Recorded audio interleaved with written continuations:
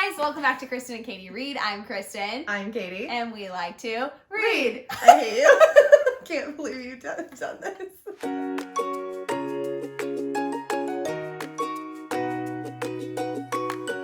Today, we are finally jumping back into our Shadowhunter Chronicles reread, re-review.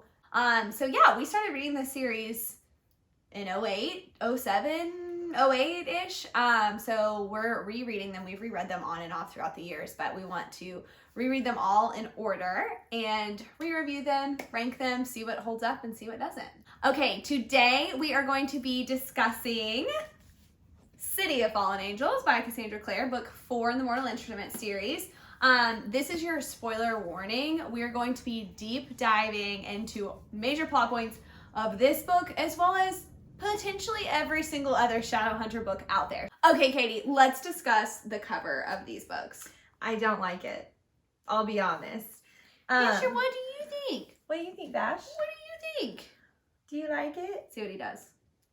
He just goes straight for the hand. There's nothing else of interest in this room. What are your takes on why we can see part of Clary's face?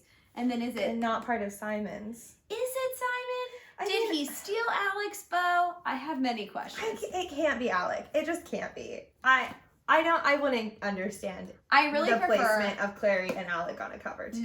No. I really prefer the reprints where each of our core characters has their own cover. Yes. I agree. That's not what I have because I have the OG because we've been Original. following along since the third one came out. We have. Okay, Basher, it's time for you to go. We have books to discuss. Let's dial up the portal and jump into the unknown like Clary does at all times.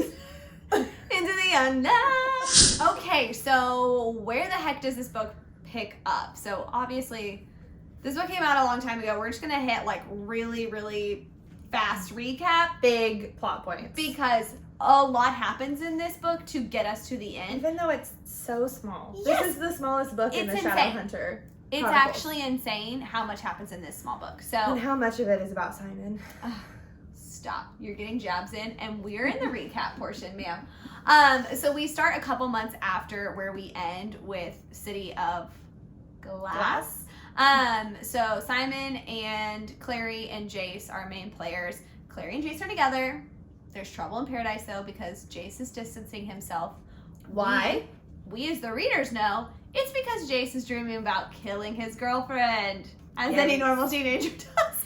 And Yikes. Clary is obviously feeling a little uneasy and thinking that he's going to break up with her. You know, an angel asked what she wanted in the whole world and she chose a boy. So You have to think consequences. You have to think that she's like, should I have picked world peace? Oh God, we'll have to overlook it. Which she shouldn't because Jace absolutely should be on the planet. Continue. He is the star. Simon's dating casually Maya and Isabel. They don't know. His mom's freaking out because she can tell something's wrong. People are trying to kill him, and the mark of Cain is basically disintegrating Into people. salt. Just like Sevenfolding folks, left and right. The Yikes. vampires want him back. Camille is back in town, a major vampire player. She's been around for hundreds of years and wants Simon back. And also wants a little bit of Magnus Bane. Who doesn't? Who doesn't, Who can though? blame Who her? can blame her? Clary discovers that people are trying to recreate demon babies. They find a baby with a demon claw. And people are killing Shadowhunters, which Jace and Maris are also dealing with throughout all of this. And lo and behold, everything that's happening comes together at Jocelyn and Luke's wedding rehearsal dinner. Yes, it's an engagement party. Oh yeah, engagement party. We also find out the new band member that Simon has in his band is a werewolf who's been sent to protect Simon because, you know, all this crazy stuff's happening to him because of the Mark of Cain. And guess what, Katie? What? That werewolf is the one who bit and turned Maya. Yikes! I heard he It's was a bad yikes. guy. Yikes. And when you find that out, it's also when Isabel and Maya find out that Simon's dating both of them. It's classic. It's also around the time that Simon bites a 14-year-old girl. You have to think he's thirsty and hasn't been drinking enough blood. I also hasn't been late in a while. If ever. And bites a 14-year-old girl. I guess it's important so that we still like him, that we know that he's not the one that actually kills her. But this girl's in love with him and is telling people that she's his girlfriend, so the people after Simon kill her to try to get Simon to do their bidding. So basically this all builds to a head and we find out that Lilith is pulling all those strings. Literally like the first woman ever. Yeah, because she views Sebastian as her child. And we find out, because Simon's a daylighter, his blood can actually do it. So nobody knows that, but that's why they're trying to orchestrate all this. This is why they need to have leverage over Simon. That's why they need to kidnap his girlfriend. Right. And we find out that she's been employing Camille to kill Shadowhunters to get their blood, to try and make Shadowhunter demon babies. Mm-hmm. So the whole gang obviously ends up in the same place. They kill Lilith by tricking her into attacking Simon sevenfold. It's done onto her. Yikes. She did. And then whenever everything you think the dust is settled, what happens? So when Jason's having these dreams, because he died, and the dumbasses didn't think that he needed to have the original protection runes placed back on him that newborn Shadowhunters have on them. So his mind, anyway, a rune gets placed on him. I think actually they place it. Lilith. Yeah, she puts his mark on him so that she's controlling him to get Clary to the place where Sebastian is. So they think because they've killed Lilith, and even though Simon has started the ritual with his blood, that it's not actually going to be carried through because they killed Lilith, but Jace is still controlled enough that even after Lilith is dead, Sebastian is able to get him to come over and finish the ritual, so now he's fully back alive. And so, Jace is missing. Jace is missing. Sebastian is back from the dead. We know that Jace is under his control. Yikes. No one else really does. Simon still has the mark of Cain. Still has the mark of Cain. Maya and Isabel broke up with him. And that's really where it ends. Yeah. Okay, let's start with Katie. What are your thoughts and rankings? Like, how does this book hold up for you based off of, compared to your feelings the first time you read it to this reread? Okay, the first time that I read this book, I was not a fan. Yeah. I felt like at the time that it came out, it was a little forced.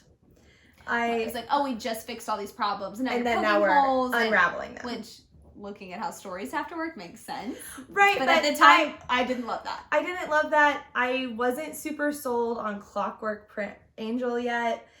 I didn't really know how those were going to tie together. I just didn't really see the point. Honestly, I just loved how City of Glass ended, and I just didn't really see the point of this, like, just continuing it for a little bit. Now knowing that it's a whole saga. How crazy. We're like, this will be it. Like, it's these three and then the prequels, and that'll be it. Yeah, so I think that for me was just like, I was like, my boy Jace finally gets to be happy, and now he's just like, and now he's literally just killing himself, like, yeah, because he's tormented. And so I think that for me, also Simon, I don't really care about still. So at the time, I just was like, why are two cool girls dating him? And why is so much of this book about him? I think it had to be because we'd focused so much on Clary and Jace, and ultimately there's only so much pulling them apart, and like there was so much we could do with Simon, who was single, to create further plot. Agreed, 100%. So fast forward to now, to rereading it. This is my first ever reread of this book. Wow! I've never returned to it. So upon reread, it was a bit slow. Once I hit like the halfway point, I was like, okay, this is where it gets good. I remember now. Still kind of out on Simon. I like him a lot more knowing how his arc ends. Yeah. But still in this book, I don't get it. I just like, if this were the only book. We don't get it. Bash your ass. Oh my God, I'm dead. Did Simon You killed me. Did Simon bite you too? Jesus Christ. So I'm still just kind of out on Simon. I don't think he's that good of a friend. He has a lot going on at the moment. So like, it's not like we're showcasing any of his best qualities. He's like, not really checking in on Clary. He's two-timing his like girlfriends. Yeah. He's like constantly whining about being a vampire and having Mark Cain. I just don't get him in this book. I think it's a bit of an identity crisis. They've only been in the shadow world for a couple months. Now, for us, this is our fourth book. We've been in this world for years, talking about it for years. Right. So it does, like, his reaction, I do think, is how someone in that situation would react. Like, it feels true to what would happen. And I think he always goes out of, he constantly is the one who saves them. Which I totally agree. And to my other point that I know you also defend Clary on, I find it so ridiculous that Clary is so like, oh, Chase doesn't love me anymore. Yeah. And I have to read about it so much. Whenever we get to hear his side, I think it would have been different if we didn't hear him at all. Mm-hmm. And we just had her seeing his actions.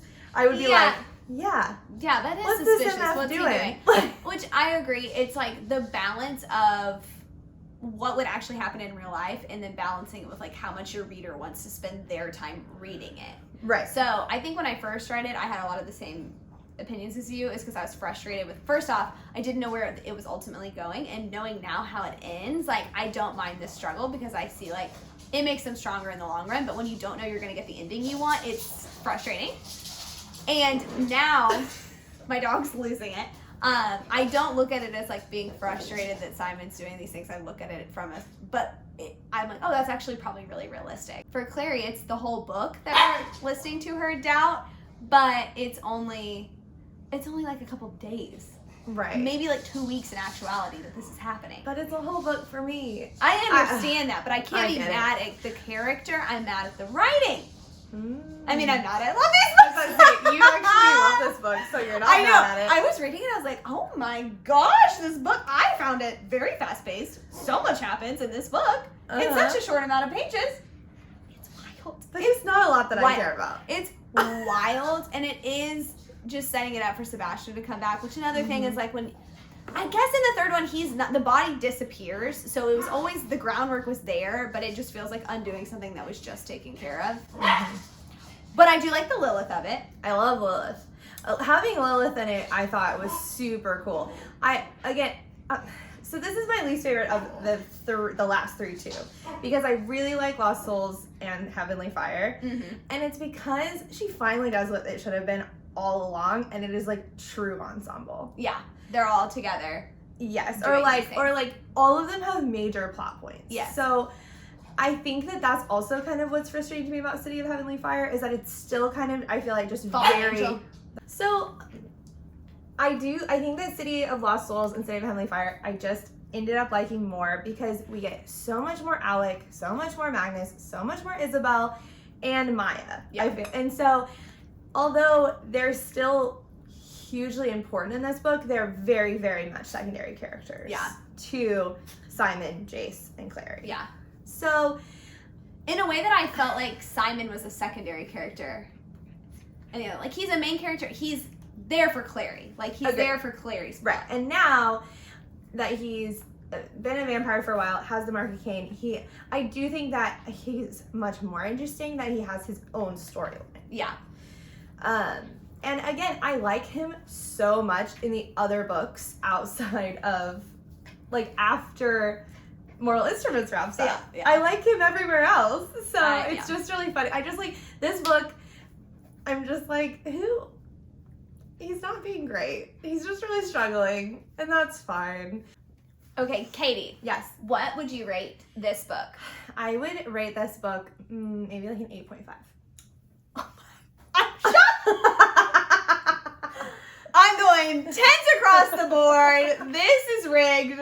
Oh my gosh. I love this book. I know you do. And I think it's too, like, I hate seeing Jace being so, like, reverting back to his, like, suffering ways. And Okay, he's just gone through a major identity crisis. I know.